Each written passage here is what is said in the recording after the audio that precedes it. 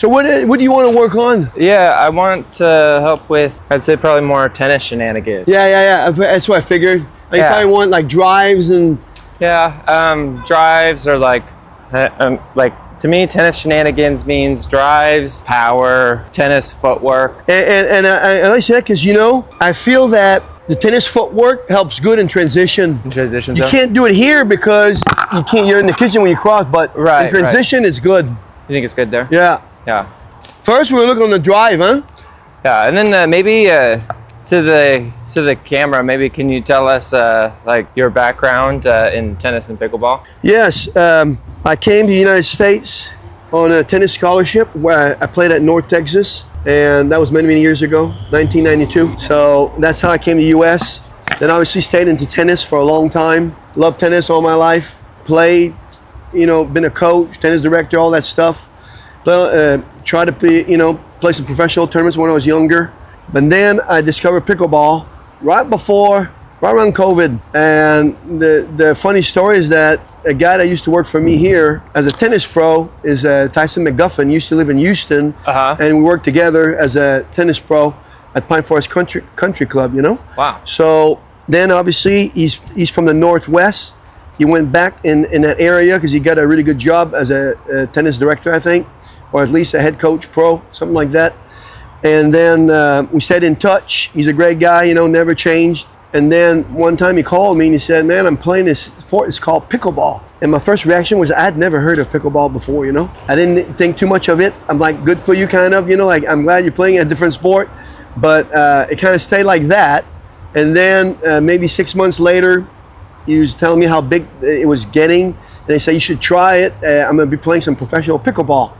And that's when I decided to play pickleball, you know. Nice. Obviously, it worked out really well for him. The guy's a legend now. Yeah. Okay, so yeah, I'm thinking, drives and just we'll go through the drive. I'm going to let you warm up a little bit. I'm going to feed you a few just so you can warm up your drive. Yeah.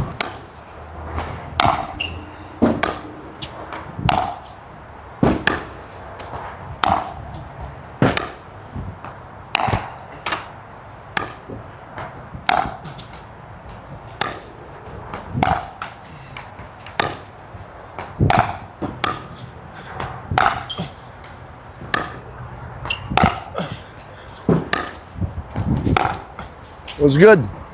So, you know, there's going to be like different type of footwork. If the ball is deep, it's good to stay open stance. Or if you're running, the open stance saves you time. Right. If the ball is short, try to not wait and hit off your front foot. Yeah. And that could, because he's going to help you go to the net too. Towards the kitchen. Yeah. Now on your swing, you go here, you have a pretty big loop right here. If I was there, I would try to tighten it up a little bit, get a little lip, and then relax a little bit more your arm. Okay. Because when you have time, you can actually relax your wrist a little bit. It lags. So it's going to go like this. It lags, and that creates a whip. So you can create more spin. So is that, what are you trying to achieve more on your strokes, you would say, on your ground strokes? Just reliable, consistent, and high quality. And then I want to, I mean, it depends on where I'm hitting it, and singles or doubles. Those three qualities. Yeah, and you know, obviously, pickleball, I feel like in doubles, it's good to attack the middle at first until someone covers it. Now, what we can try to do is, what grip do you use? For this drive, that's a good thing. Yeah. I'm holding it like this. What do you think? I mean, that's good. That's like Eastern, you know, like Kwangdong is even more, but that's hard. I think that's the best grip for pickleball. Yeah. The Eastern foreign grip. Do you think I'm pure Eastern right now, or am I a little further than some Eastern, like for? Yeah, you're like semi-Western. Do you think I'm like in between them? Yeah. I think I'm somewhere in between. Like Eastern would be here. Yeah. Full Western is way under. Like Kwangdong is full Western. You're like right here. Yeah. So yeah, I would say you're closer to actually a semi-Western. What do you think? Do you think that like the hybrid there is decent? Am I okay with that? Well, the semi-Western is the most common grip for tennis. Yeah. Because full Western, even tennis, there's not that many. Like Jack Sock used to have a full Western grip in tennis. Yeah. And I think he's got the same for pickleball, but that's hard to do. Yeah. Or Kwangdong, that's why when he holds it, he's like this. Right. Before he hit. I mean, that's hard. I think that Eastern to semi-Western is the best. When you swing, well, do you know that all the power comes from your core? That's a thought I've had, yeah. Yeah. So try to step in and really focus on this back hip comes forward. The back hip. And then as you do that, you try to relax your arm as much as you can so it actually lags. Okay. Because then it creates a whipping action. Nice. So then you go like this, and then if you stay super relaxed, see when I rotate, it's gonna lag, and then it comes through. Yeah. And you can put a lot of spin like that. Let's try that. Good. You brought up having a closed stance and an open stance. Yes. You said like if they hit a really deep shot, I should look to potentially have an open stance instead of a closed stance. Yes. And then if it's shorter, to do closed.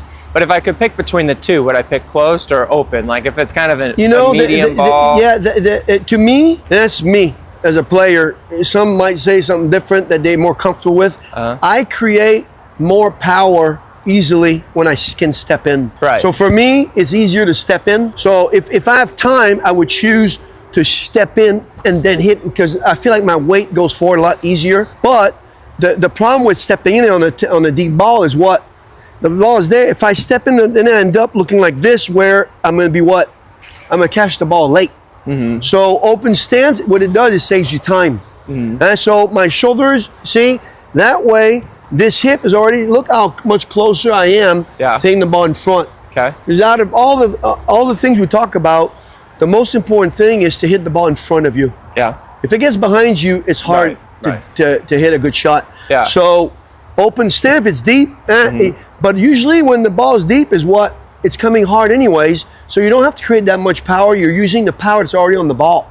You redirect. What do you think about, like you've always talked about stepping forward? Yeah. Sometimes like I do need more space, but I still kind of want to do a closed stance where I like just quickly go here, lean forward. If the ball is deep, but it's not that hard, you would have time to do what you want to do. Okay. So that'd be fine. Okay. The only time you're not gonna have time is if the ball's coming really fast. Okay. You know what I mean? Okay. So if you have like a loopier, like a deep, yeah, you can back up. You could even back up and have time to step into it. Right. Yeah.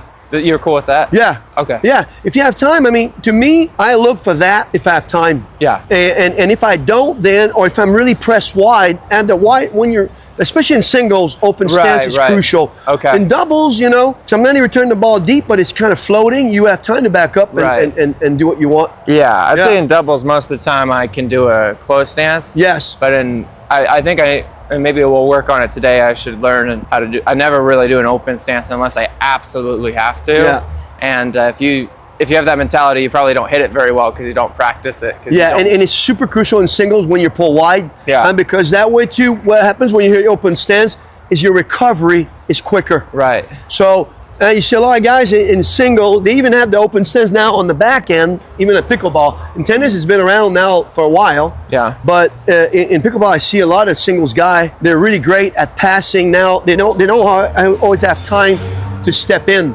But that's the pros. The game is so fast. Right. They don't have time that much. What do you think about sliding in pickleball? I mean, it's mostly singles. Look, I'll tell you what I think about sliding, pickleball, and tennis. They all do it. Don't ask me how to do it. My age, my era, we didn't do that. Okay. But the key to do it is you have to be wide and low.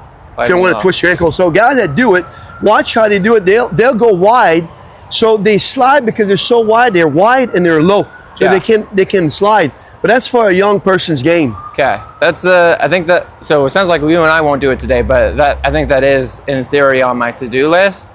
Because I don't know. Now I know how to do it. Like I would explain it. I just don't want to do it myself because I'm not flexible enough anymore to do it. Okay. But yeah, you got to be. If you run and this foot will drag, and then the outside one is the one that's going to slide.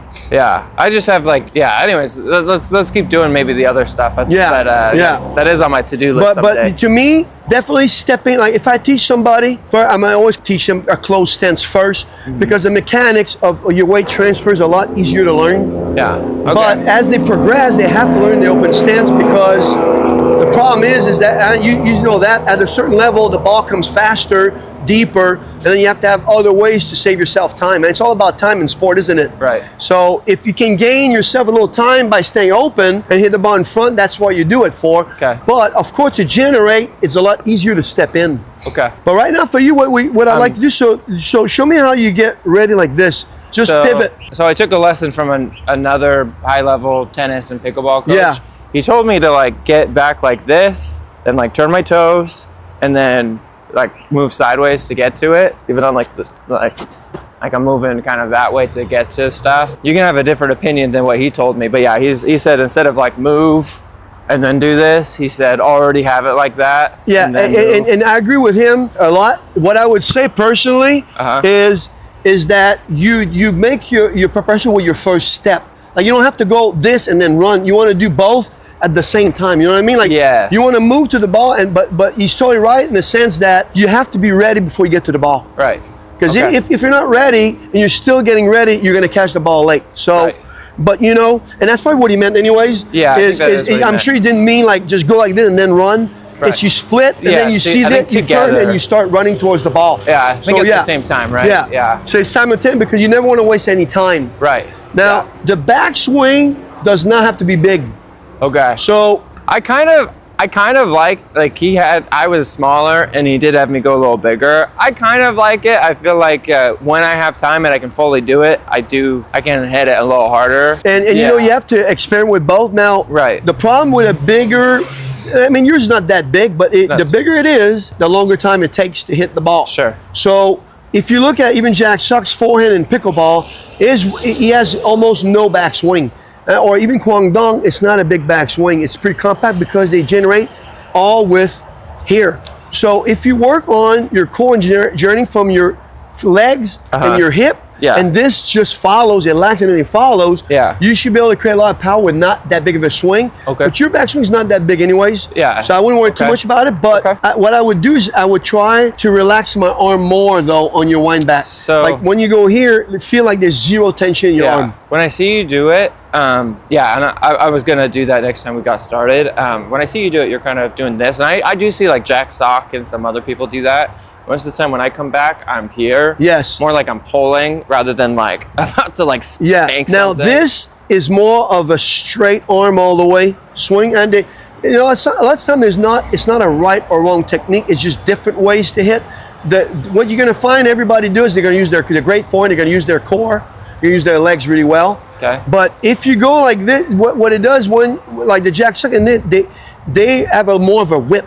Right. They can whip the wrist through and they create a lot of paddle speed or racqueted speed if it's tennis. Right. So that's the difference. And this is a little bit more of a straight arm, so you're not gonna have as much whip. Okay. Maybe I'll try.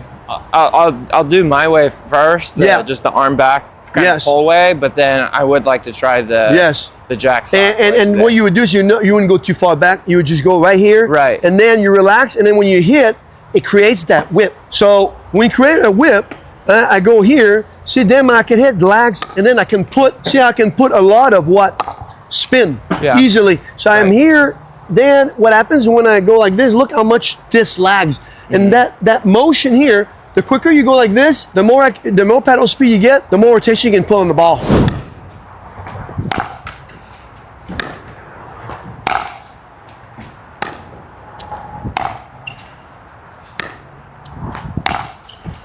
So those are a little bit late. Yes, that's better. Make sure you hit the ball in front. Let's see the ball. This arm back. To the front. Nope. Back.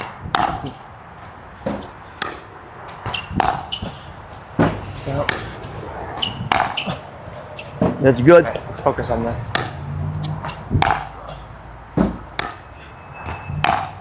And I like it. And you know, I can see you trying to focus on getting your arm more relaxed. And see how you're trying to step in, but you did a lot of semi-open sim, which is fine.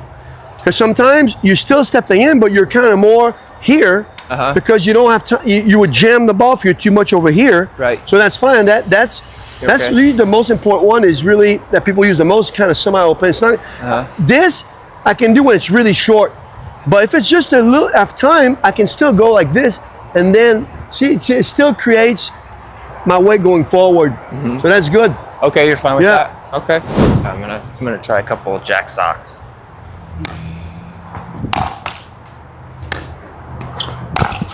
And one thing I want to ask you is, when you hit, do you try to make your wrist go that way? Like, are you constantly trying to do this, or you're trying to let it happen? I mean, I've trained myself to do that. Because I have the wrist back. Yeah, because what I want you to do is actually, I don't want you to think about it. I just want you to relax, because look, this doesn't happen before you start your swing. Okay. You so start. Look, you gotta go like this. Okay. Okay. This is. Let's say I prepare like you, kind of like this.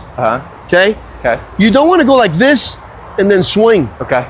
From here, what you do is you're gonna shift your weight, keep this relaxed, and look what happens. Right when I start, the hip comes forward. That's when that's gonna happen. It's gonna lag naturally, because you want to create a whip. If you do it too early, then it's more like mechanical.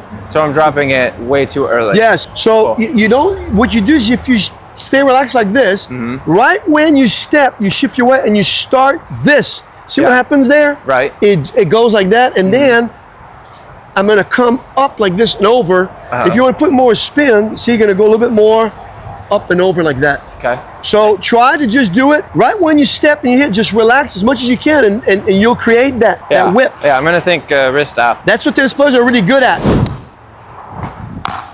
That's good. See? Now I see a whip. So I see like now it looks a lot better. It looks a lot more natural right now. Because a great stroke, the great stroke are effortless and natural. Okay. If you start thinking about stuff, it's becoming mechanical. Okay. Good. Dude, I had a lot of pop on that one. Yes, that was your best one right there. Okay. To me, yes, not a ball. And I've see, now that looks a lot better, because now I don't feel like you're thinking about it. You're letting it happen. Yeah. You know what I mean? I do know what you mean. So let's pick up the balls, but we can do some more, but that was a lot better. Yeah, and I was trying the last 2 rounds. I tried the jack sock arm shape instead of this one. Well, because look, it's gonna look. They will both end up like this. It's just that the more you get this, the more easy paddle speed you get. You would say like the first choice would be this one, rather than just like already back. Yeah, it's just, to me, that one that like the old ways of playing tennis was like that too. They would go like Eastern forehand, arm straight, and it would go like this. Right. And this is the old ways. Yeah. Now you see a lot of guys, they do a lot more of this. Right. And I do feel like the strength from starting here instead of just like because you create what?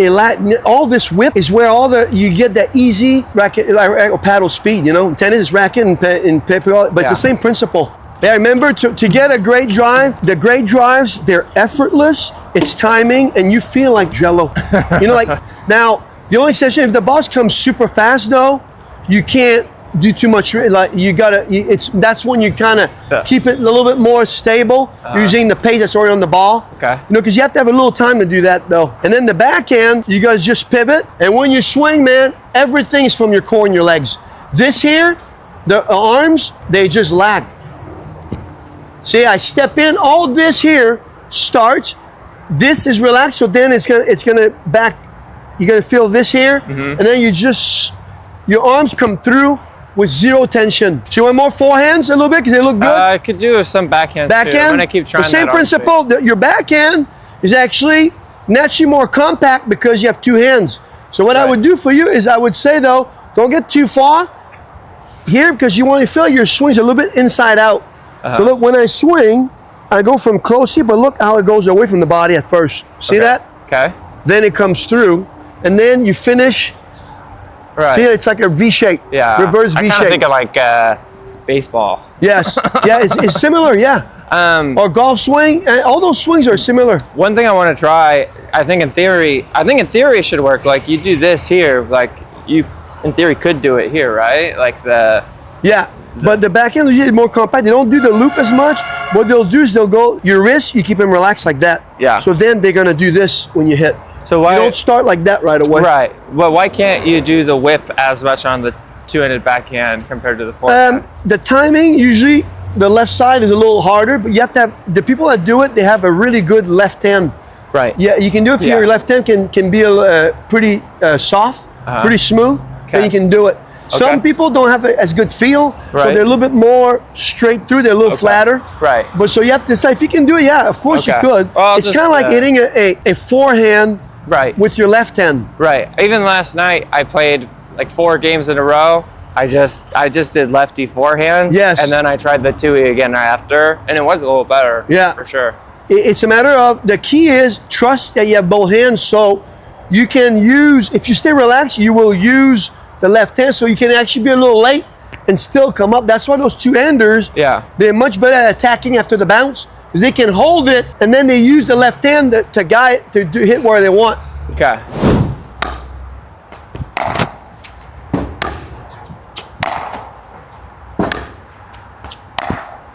That's it. We focus on stepping in and just kick the hips forward. Kick. Yes. And see, as you do that, the better you get at this, and the more relaxed this stays, the more natural power you're going to create. Right. You're not, like when you swing, you're not trying to bring your arms like that. This happens first, and this has to follow. But it lags a little bit. Okay. That's how you get that easy power. That was good. Stay real relaxed on that one. Then we'll get a little too close. Good. Good.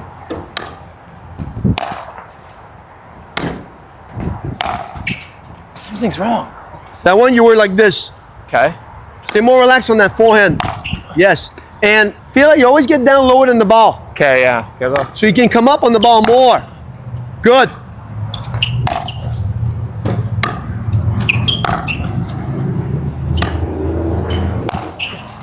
Get low.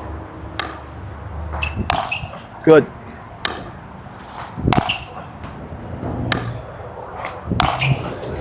Looks good.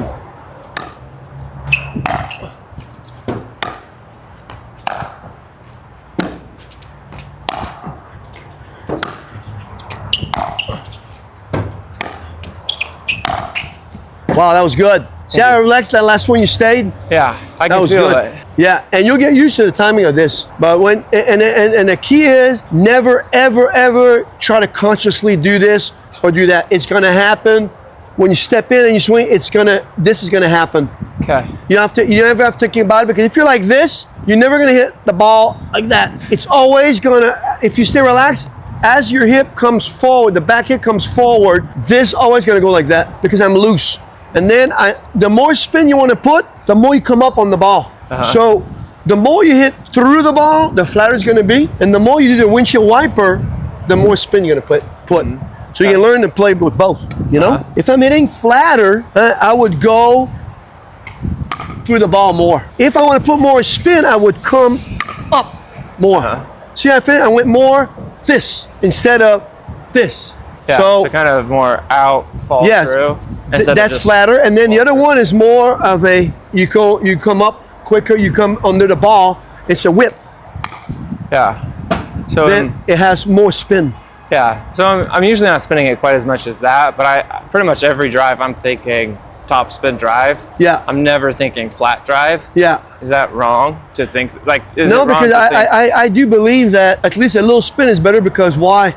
It makes the ball, the power is, you play at the highest level, so you know that. Yeah. That a drive that's lower, I don't care how hard it is, it's going to be tougher than a drive that's, so I don't care how hard it hit. If it's right there, once it gets here, it's much harder. Okay, so the top spin will always make the ball dip. So I would always put some top spin. Okay. But it's a matter of how much. Right. But yeah, I think I agree with that. I don't think flat shots, number one, is they're riskier. Number two is it's not as effective to me, because the spin makes the ball move a little bit. And I know about you, but when I play someone that's got a hard flat, to me it's easy. It's when it's moving, now you have to adjust. Yeah. That ball is coming down as it comes towards you. To me, that's harder. Yeah. But honestly, from everything I see, I think your technique is actually very good already. Thank you. But I believe that the only thing is it was a little bit mechanical, that to where you were trying to make, what needs to happen, but you were not letting it happen. You were forcing it too early. The longer you wait, if I hold here and the quicker, the last second when I go like this,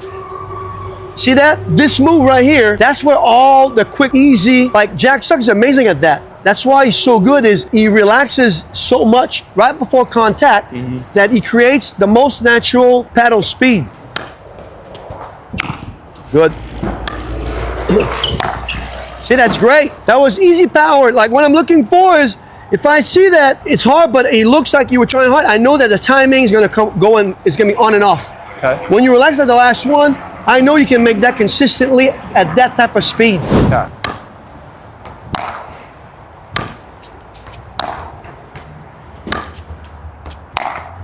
Good job. A little late.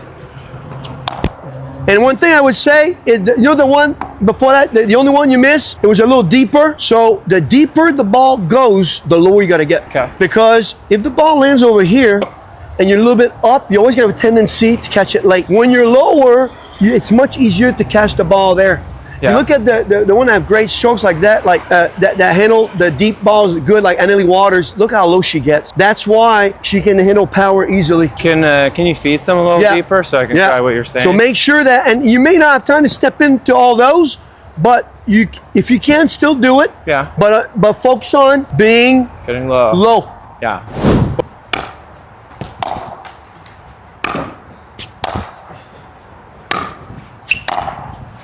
That's good. See, you got that look, and that one, you kind of just use the pace, because I can't hit the ball deeper than that, it'd be out. But see, that one you can't take it full swing. You were down, and you just redirected the power. Yeah, the only problem I think I missed, but I could feel my knees buckle. Anyhow, I stretch and I try to do things, but yeah, like my knees gave out on me a little bit. But so yeah. We need to do some strengthening, or do you have an issue? Like, if you have like a medical issue, then not a medical issue. Just yeah, I'll keep stretching and trying to do better on that. Yeah, and do a lot of like squats and lunges to get your legs better, because like in tennis, you look at Alcaraz is the best player. You know, Alcaraz and center, they get down so low in tennis. That's why they're so good. Okay. But yeah, I mean, obviously, when we get older, the other way to do this, like for me, I can't get down that low for that many times in a row. Right. But what I learned to do is then you have to just have volume back. You can't really take it full swing. Yeah, on that last one, I maybe should have just done a half swing. You're right.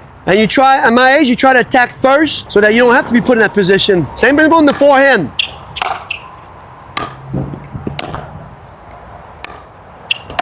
That was out. Okay, yeah, but still I want to make it. Good.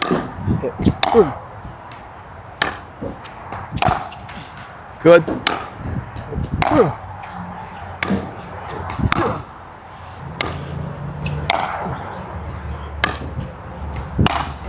Nice.